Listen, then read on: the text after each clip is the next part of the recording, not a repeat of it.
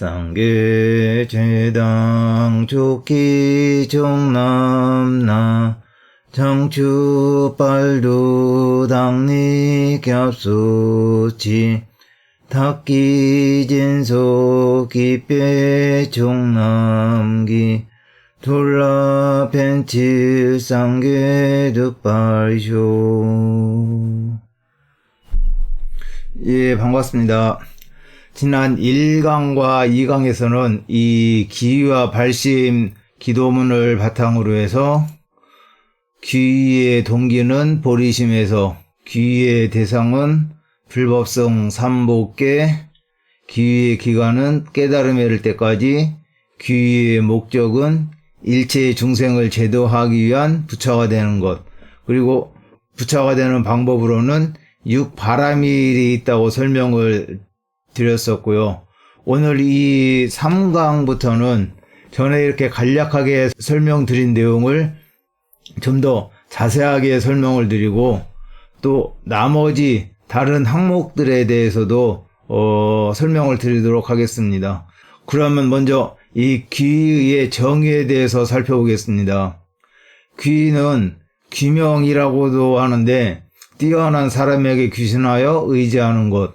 귀는 귀투, 의는 의복, 즉 귀란 절대 기순을 의미함. 훌륭한 것에 귀투하는 것, 의지하는 곳, 믿고 의지하는 것, 믿고 기대다, 진심을 바치다. 다른 말로 신앙이란 뜻, 절대 믿음을 받들어 의지할 존재로 삼는 것이라고 불교 사전에서는 정의를 하고 있고, 이 내용 가운데 귀명이라고 하는 것은요, 산스크리트 나마스의 한역이에요. 그리고 이 나마스를 나무 또는 나모라 음역을 해서 부르고 있고, 나마스의 뜻은 목숨을 바치다, 마음으로부터 진심을 바치다, 믿고 의지하다, 자기의 신명을 던져서 불에 귀취하다, 귀의 귀순하다라는 뜻이고, 이 귀투의 의미는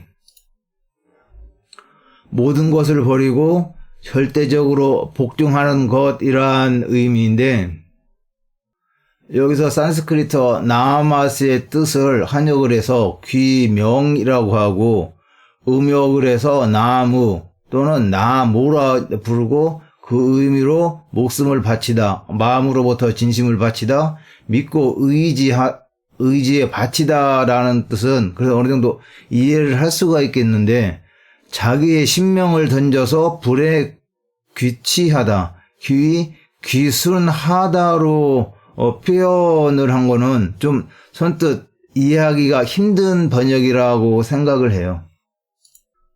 나마스의 뜻에는 영어로 vow, obeisance, reverential solution, adoration 등이 있는데요.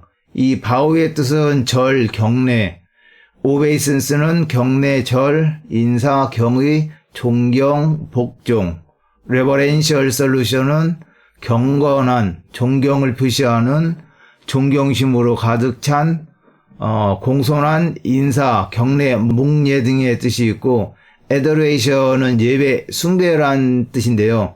여기서 이처럼 나마스의 의미에는 귀한다는 의미가 포함되어 있지 않아요. 그런데 한국에서 오래전에요, 1930년으로 알고 있는데, 어느 분께서 이 나마스를요, 이 나마스의 의미에는 귀한다는 내용이 없지만은 귀의로 번역을 해서 예경문을 출판을 했고, 그 이후로 이 나마스, 나무를 귀합니다라는 의미로 사용을 하고 있다고 해요. 그래서 나무벌, 나무버, 나무승하모는 부처님께 귀합니다, 부처님의 가르침에 귀합니다, 승가, 스님들께 귀합니다라고 이렇게 그 번역을 해서 사용을 하고 있는데, 지금 여기 보시다시피 이 나마스에는 귀의한다는 내용이 없어요. 예경한다는, 절 경례 예경한다는 의미예요. 그래서 나무불, 나무법, 나무승 하게 되면은 부처님과 부처님의 가르침과 스님들께 예경합니다라는 의미가 되겠어요. 인도에서 일상적인 인사말 가운데 이 나마스테라는 인사말이 있는데요. 저희가 만났을 땐 안녕하세요라고 인사를 하고 서양 사람들은 How are you라고 인사를 하듯이 인도 사람들이 서로 만나면은 이렇게 나마스테라고 그 인사를 하는데 이 나마스테라는 그 인사말도 이 나마스라는 그 단어에서 파생이 된 인사말이에요. 이 뜻은 나는 당신을 존중합니다. 나는 당신을 존경합니다. 라는 뜻이에요. 이 나마스테라는 인사말을요, 좀 더 자세하게 설명을 드리면은, 나마, 아스, 때, 이렇게 세 단어로 이루어진 인사말인데, 나마의 뜻은 이미 설명을 드렸고요. 아스는 나란 뜻이고, 때는 당신이란 뜻이에요. 근데 아스 때 하게 되면은, 당신에게라는 의미를 가지고 있어서, 어원적 의미로는 나는 당신에게 인사합니다. 당신에게 절합니다. 라는 뜻이 돼요. 이처럼 존경심을 표시하는 마음을 담아서요. 인도 사람들은 나마스테라고 소리를 내면서 인사를 하고 있어요. 인사를 할 때 저희 한국 사람들은 안녕하세요 하면서 이렇게 고개를 숙이거나요. 허리를 숙여서 인사를 하고 서양 사람들은 서로 손을 잡고 흔드는 악수로서 인사를 하고 중국 사람들은 무술장에서 많이 봤지만 이렇게 공수하면서 인사를 하고요. 그렇게 인사를 하는데 인도 사람들은 합장하면서 나마스테 하면서 인사를 해요. 저희들이 이 합장하면서 인사하는 것은 불교의 전통적인 인사 방법으로 알고 있는데요. 사실은 이 인사 방법이 인도에서는 일반적인 인사 방법이에요. 불교가 중국에 전래되면서 인도의 풍습인 이 합장 인사 방법도 같이 중국에 전래가 되었고, 당시 중국에서는 합장하고 인사하는 방법이 없었기 때문에 합장 인사 방법이 인도에 있어서 인도 불교의 특별한 인사 방법이라고 생각하지 않았나라고 생각을 해요. 하지만 서양인들이 만나서 서로 악수하고 저희들이 고개를 숙이거나 허리를 숙여서 인사하는 것처럼 합장하면서 인사하는 그 합장 인사 방법은 부처님 당시 인도 사람들에게 있어 갖고는 일반적인 인사 방법이었어요. 만약에 부처님이 티베트로 태어나셔 갖고요. 티베트에서 성보를 하시고 티베트에서 가르침을 펴시고 그러한 그 가르침이 중국이나 한국 또는 다른 나라에 전파가 되었다면은 분명히 부처님의 가르침뿐만 아니라 그 티벳의 문화까지도 같이 전파가 되지 않았을까 하는 생각이 들어요.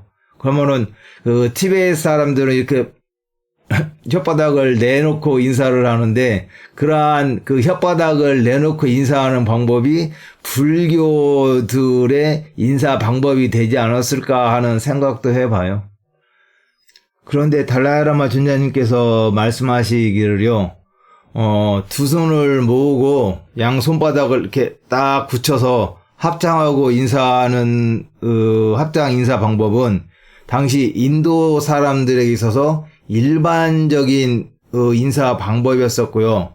이렇게 일반적인 인사 방법과 불교도들 그러니까 내도죠. 그 내도의 합장 인사 방법을 구분하기 위해서 불교도들은 양 손바닥 사이에 공간을 두고 그 공간 사이에 엄지손가락을 서로 모아 넣는 합장 방식으로 인사를 하였다라고 이렇게 설명해 주신 적이 있어요.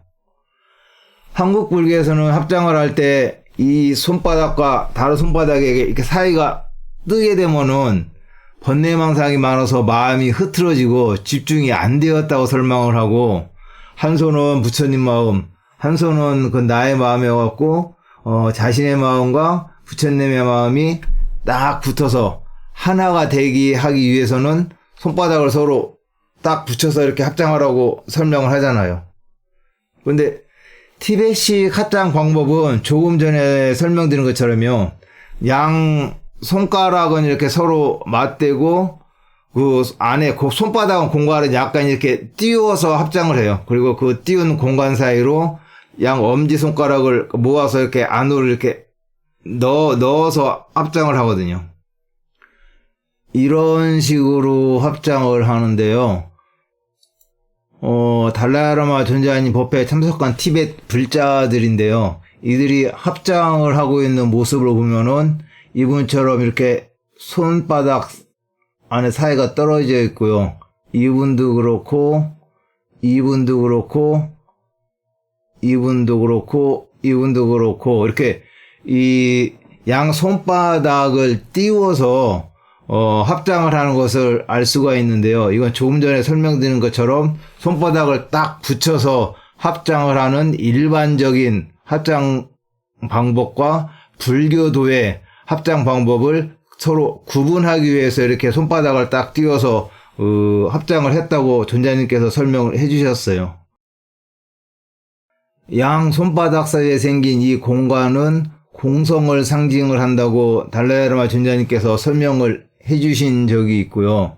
그리고 이렇게 양 엄지손가락을 모아서 이 빈 공간 안으로 밀어 넣는 것에 대해서도 그 상징성을 설명해 주신 적이 있는데, 너무 오래전에 들은 내용이어갖고요. 지금 잘 기억이 안 나요. 그래갖고 전에 녹화해놨던 영상이라든가 녹음해놓은 그 파일들을 다시 한번 들어봤는데 어느 부분에 그 설명이 있는지 찾을 수가 없어요.